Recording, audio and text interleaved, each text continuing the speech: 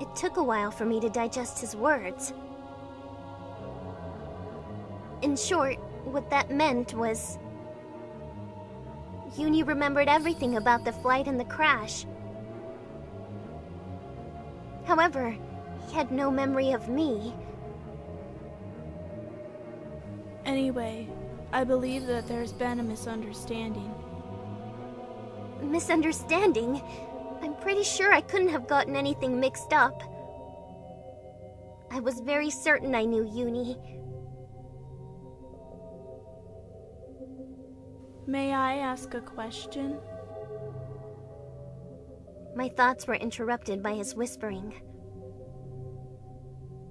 The other people, what happened to them? You were on that plane as well, weren't you? I was unable to speak. My confusion had left me at a loss for words as it was. Needless to say, his question didn't make things any easier for me.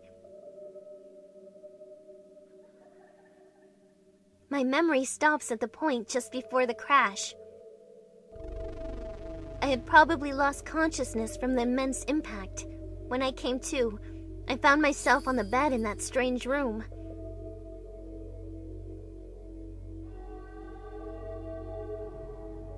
I see. He seemed to have made sense of something simply listening to my silence. His lips trembled as he mumbled something. He was pale, his expression clouding over. From his pupils, large round teardrops started to form and shake haphazardly, sparkling in the light. It looked as if he hadn't lost any of his emotions after all. He had just tried to seal them up deep in his heart. I'm sorry, but if you figure anything out, can you please tell me? You see, I've been looking for a certain person. A person named Kokoro. Her family name was Fuyukawa. I think it was Fuyukawa. I couldn't believe my ears. My body started trembling nervously. I tried to calm myself down at first, but then I realized I had no control over it and simply gave in. So it wasn't just that dark-skinned woman who was acting strange. Even Uni didn't recognize me as Fuyukawa Kokoro.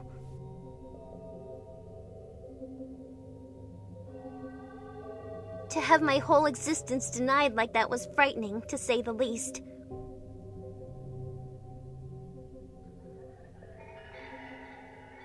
Is something wrong? Uni asked in a delicate voice.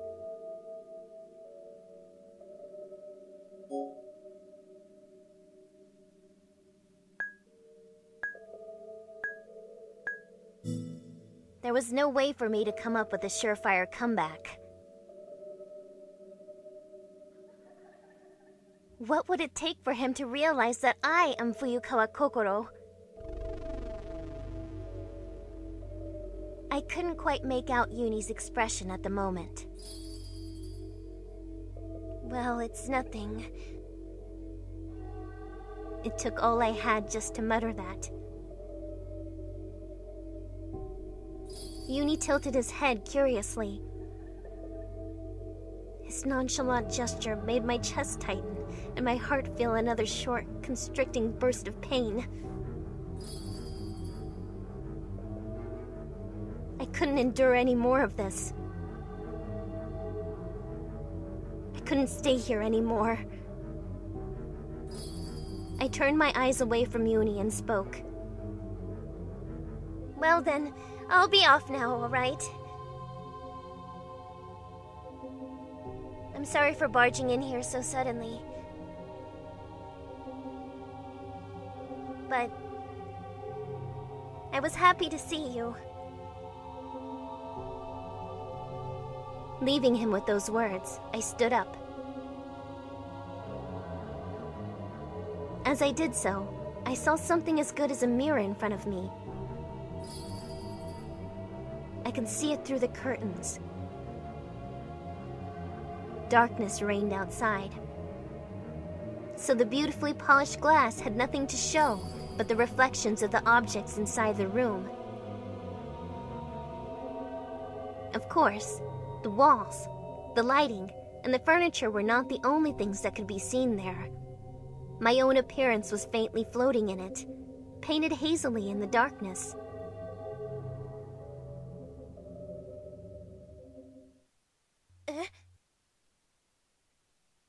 I thought that maybe I was hallucinating.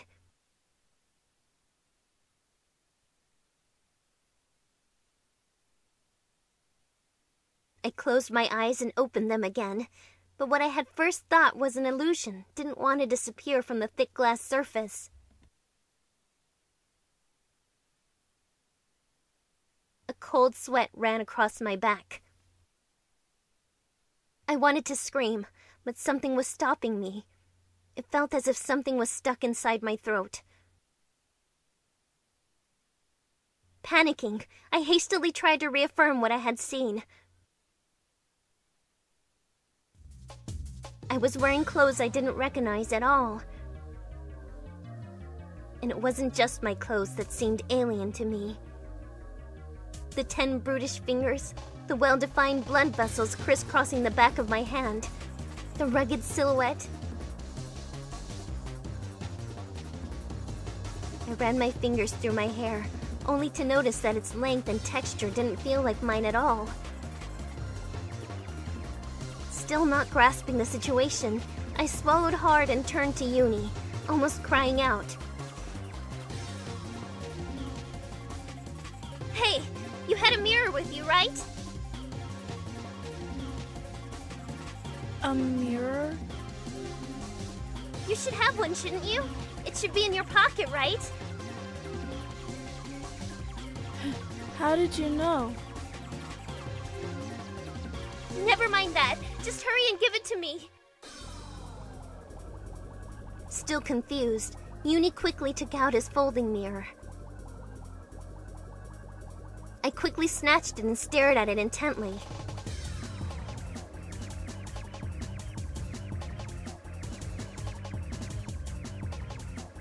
No way. Why?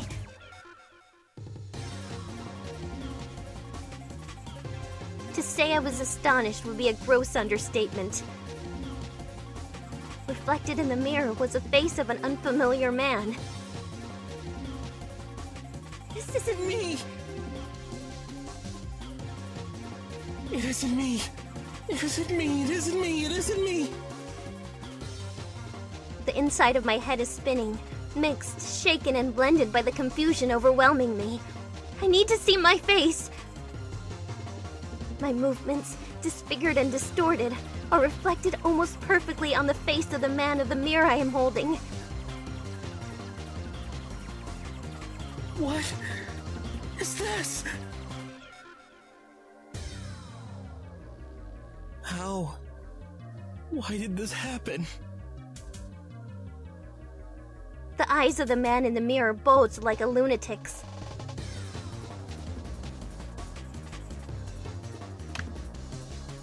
He was looking straight into my eyes. I couldn't bear it anymore. I violently clamped the mirror shut and threw it against the wall with all the strength I had.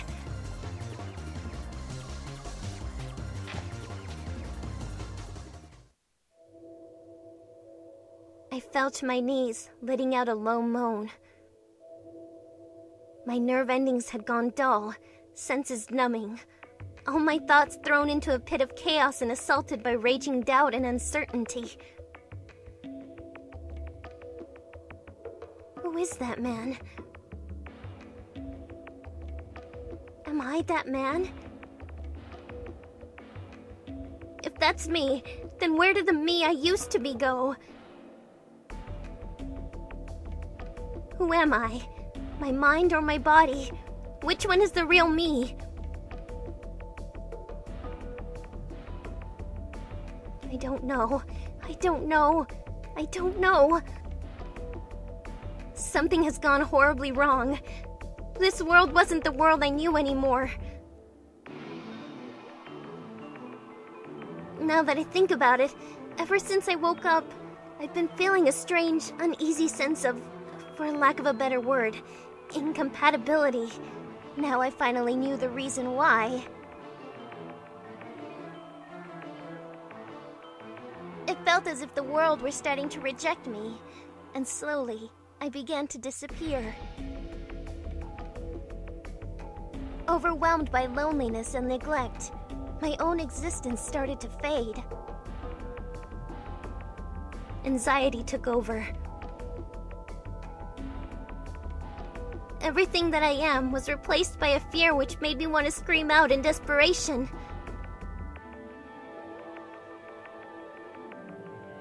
Help. Somebody help me. I lost consciousness.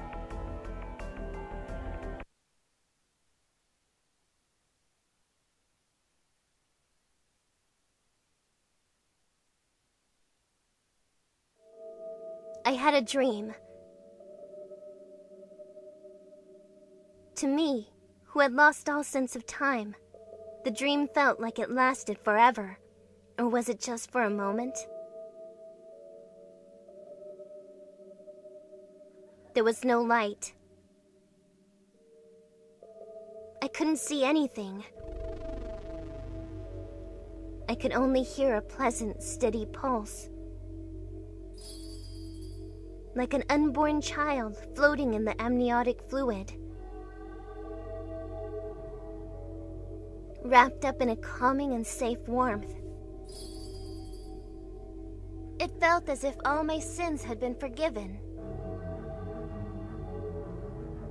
All the anxiety and horror within me melted and slowly diffused into the amniotic fluid, disappearing without a trace. It let my body go with the flow as I drowned in the ever-present warmth and lost myself in ecstasy. Here, it felt like I was the only, absolute, and all-powerful existence. I was at the center of the universe. I didn't want to think about anything else anymore. I just wanted to stay like this forever. I didn't care if it was just a dream. Even if it was just a tranquil illusion, it was one which I preferred to that horrible reality. But a dream will never be more than a dream, which one must eventually awake from. And without any warning, that moment of awakening came violently